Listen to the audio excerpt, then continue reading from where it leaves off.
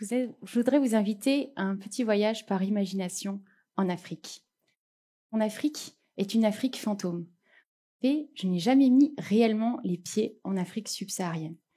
Depuis que j'étais enfant, je rêvais d'Afrique, grâce à des objets que mon père collectionnait, une petite collection, grâce à ses livres sur les cérémonies d'Afrique, et aussi grâce à la rêverie des lectures de la poésie africaine. Il m'est arrivé d'aller à Bruxelles avec des amis étudiantes et mon père m'a confié une mission fort embarrassante. Donner la somme de 2000 francs, ce qui me semblait énorme, et lui acheter un boli dans un magasin d'art africain à Bruxelles. Donc, le boli m'a expliqué que c'était une sorte de petit cochon, mi-hippopotame, mi-cheval, peut-être que c'est un chameau, on ne sait pas, il a une bosse, il est fait d'argile, il est fait de cire d'abeille, il est fait de végétaux, et sur le dessus, il a de la patine.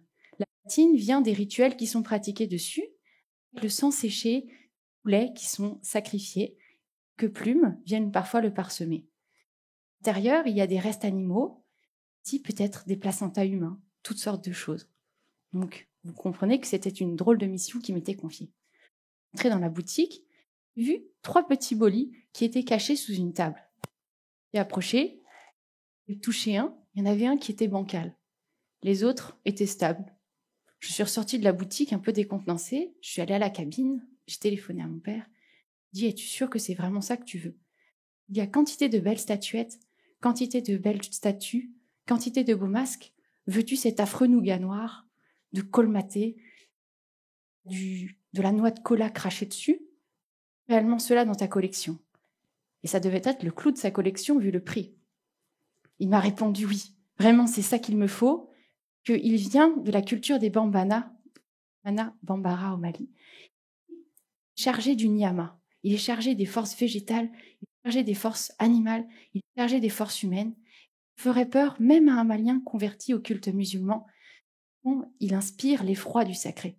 Et c'est celui-là qu'il me faut. Je suis rentrée dans la boutique, j'ai acheté celui qui était bancal, parce qu'il y avait une histoire avec les faux qui étaient faits pour les Européens et qu'il fallait essayer de trouver qui avait réellement servi à des rituels. J'étais fort embarrassée parce qu'il était très très très lourd. Beaucoup plus lourd que ce qu'il semblait. Vision, un boli fait environ 20 kilos. Très dense, il est compacté de toute l'histoire de ces rituels. Donc, nous le passions sous le bras, parce qu'il était lourd, jusqu'à la voiture. Nous rions, à moitié amusés, à moitié embêtés quand même avec cette affaire, d'avoir fait quelque chose de mal, qu'il nous allait nous jeter un sort, qu'il allait jeter sur nous une malédiction. Donc, arrivé à la maison, je l'ai caché derrière un canapé, jusqu'à ce qu'il puisse rejoindre son heureux propriétaire. Quand je suis arrivée à Paris chez mon père pour lui remettre son boli, il m'a montré une photo qui était assez étonnante, et une photo du palais de l'Élysée, où on voyait le président de l'époque, M. Jacques Chirac, et un boli au-dessus de lui. Sans doute que ça devait lui conférer un certain pouvoir, parce qu'il se piquait d'art africain et qu'il voulait ouvrir le musée des arts premiers, l'actuel musée du Quai Branly, qui a effectivement ouvert en 2006. Ce musée a ouvert, je m'y suis rendue en espérant y trouver des bolis, et effectivement, il y en a 2 dans les collections du musée du Quai Branly. Ils étaient installés près d'une pièce où il y avait des vidéos sur les cérémonies d'Afrique. Je suis penchée sur le cartel, donnant les explications sur le lieu de provenance de cet étrange animal. Il était indiqué qu'il servait à des rituels masculins, qu'il avait été obtenu non sans violence par donc l'équipe de la mission Dakar à Djibouti, qui avait permis de remplir le musée du Trocadéro. Il est indiqué que sa référence était 71-1931, 71 parce qu'il provient du musée du Trocadéro qui s'est transformé en musée de l'homme, qui s'est transformé en musée du Quai Branly, et 1931 puisque c'est l'année où il a été capté. Alors, ce non sans violence, qu'est-ce que cela veut dire? Pour cela, il faut lire L'Afrique fantôme de Michel Léris, qui était le secrétaire de la rédaction du journal, qui devait donner les indications chaque jour de ce qui était fait par la mission. Léris, qui est-ce? À l'époque, c'est un poète un peu désœuvré, pareil avec les surréalistes, qui est en mal d'aventure, et il souhaite être le nouveau Konrad. Konrad, c'est un auteur qui est d'origine polonaise, mais qui s'est naturalisé anglais.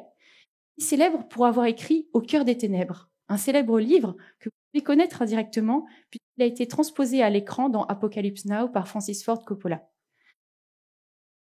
L'origine, Au cœur des ténèbres, raconte la remontée par Marlowe, un marin, d'un fleuve. On suppose qu'il s'agit du Congo, puisque Joseph Conrad était allé au Congo. Il essaye de remonter le fleuve pour aller rejoindre un certain Kurtz, qui est à la fois trafiquant d'ivoire et poète rimbaldien. Il a réussi à capter l'esprit de la brousse, donc il espère, ce Michel Leiris, rencontrer quelque chose de noir, quelque chose de doré, quelque chose du frisson du sacré, qu'il peut ressentir en Afrique.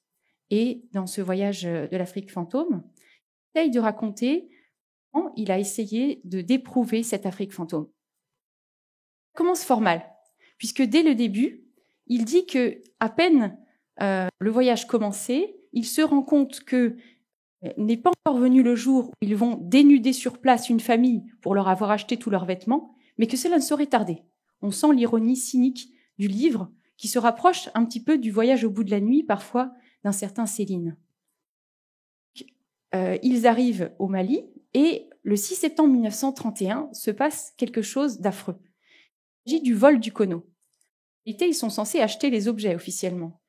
Arrivés à la case du Kono, qui est l'endroit où ils font les rituels pour le boli, ils veulent non seulement avoir un sacrifice sur le Kono, ce qui n'est pas attendu puisque normalement il faut attendre un rituel initiatique pour y avoir droit, ils veulent acheter l'objet. Or, un Kono, un boli, ça ne s'achète pas. C'est hors du marché de l'art. Ce qu'ils ne comprennent pas, et vous devinez la suite, ils volent le Kono.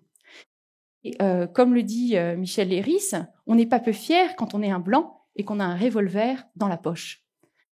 Effectivement, quelques jours après, ils se rendent compte de l'énormité de ce qu'ils font, mais ils continuent les pillages, ils continuent les vols, et cela se poursuit sur plusieurs journées.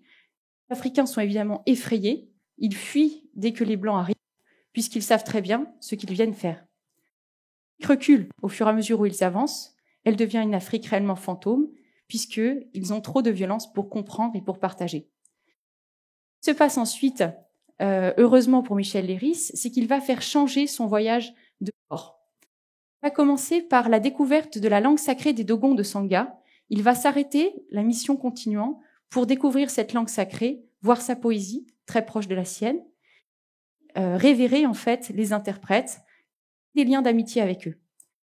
Il se poursuit heureusement aussi avec un amour qu'il voue à une magicienne qui se livre à des rituels de possession de tsar.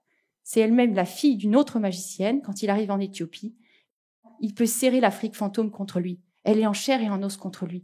Il peut interagir et il ne s'agit plus du pillage d'objets.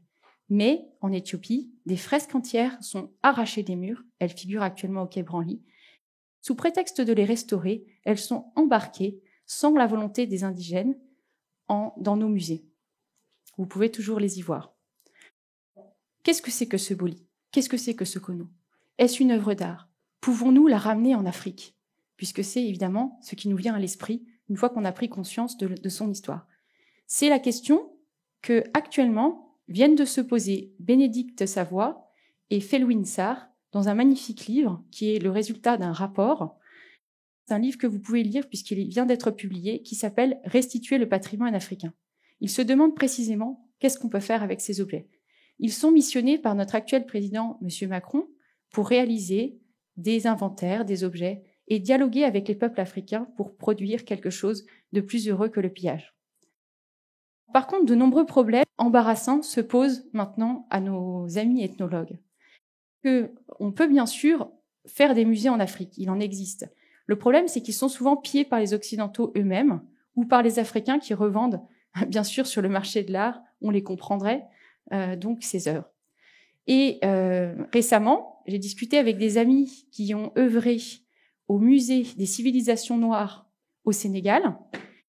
Ils m'ont dit en aparté, discrètement, qu'ils faisaient le listing des objets qu'ils voulaient ne pas y voir figurer, de peur qu'ils disparaissent. Ils racontaient aussi qu'il ne s'agissait pas de se présenter comme ethnographe, mais comme sociologue, pour ne pas faire peur aux Africains. et que les musées étaient parfois un peu vides parce que les Africains eux-mêmes n'ont pas la culture du musée. On les comprend. 98% de leur patrimoine se trouve en Occident. Ils n'ont rien à transmettre, ni pour transmettre l'histoire du colonialisme, du postcolonialisme, ni pour raconter la magie de leurs ancêtres et ses beaux rituels, puisque tout est chez nous. Bien sûr, nous les avons conservés, c'est sûr. Et il serait mieux, bien sûr, à retourner dans la case du Kono. C'est aussi le problème de notre conception européenne de la conservation des objets. Le boli n'est pas bien fait pour être sous verre. Il est fait pour être restauré, il est vivant. En Afrique, les statues naissent et elles meurent. C'est-à-dire qu'on les conserve par des rituels qui les rendent magiques, qui les rendent vivants pour une population pour laquelle elle prend sens. Ils sont faits aussi pour être régénérés. C'est-à-dire que quand un boli s'effondre, eh bien on reprend un morceau et on refait un autre boli. Le boli ne meurt jamais. Il est conservé par la société qui s'en occupe. Peut-on ramener le boli de mon père? Parce que lui, peut-être qu'on a plus prise sur lui. Eh bien non.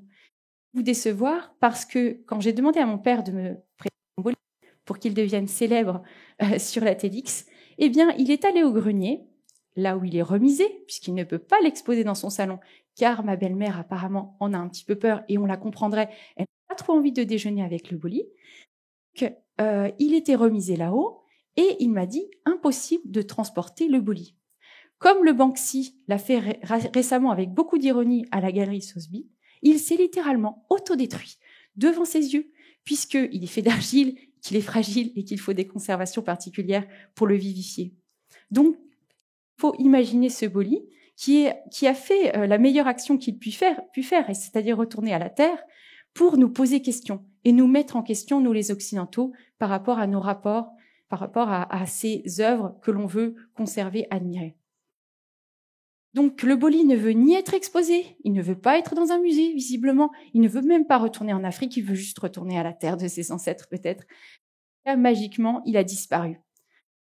Peut-être qu'il y a une nouvelle mission qui incombe aux Occidentaux en mal d'Afrique et en mal d'exotisme et qui ont envie réellement de découvrir l'Afrique.